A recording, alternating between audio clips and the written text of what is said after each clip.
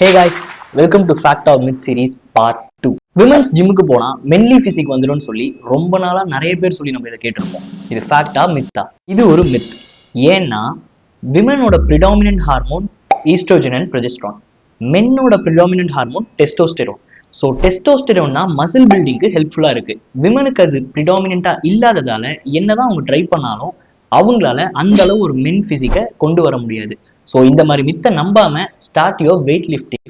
Oral hygiene நல்லா இருக்கணும்னா mouth wash ரெகுலரா யூஸ் பண்ணணும். இது ஃபேக்டா மித்தா? இது மித்.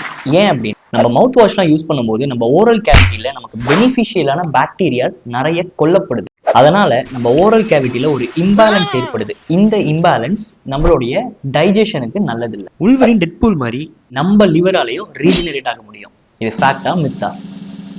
இது ஃபேக்ட். ஏன் அப்படின்னா 75% ஆஃப் த லிவரை நம்ம கட் பண்ணி எடுத்துட்டோம்னா கூட பேலன்ஸ் இருக்க 25% அதோடைய பழைய ஃபார்முக்கு அதால ரீஜெனரேட் ஆக முடியும். இந்த மாதிரி நிறைய மெடிக்கல் ஃபேக்ட்ஸ் தெரிஞ்சுக்கிறதுக்கு உடனே என்னோட சேனலை சப்ஸ்கிரைப் பண்ணுங்க. உங்க ஃப்ரெண்ட்ஸ் அண்ட் ஃபேமிலிக்கு இந்த வீடியோவை ஷேர் பண்ணி ஒரு லைக் போட்டுருங்க.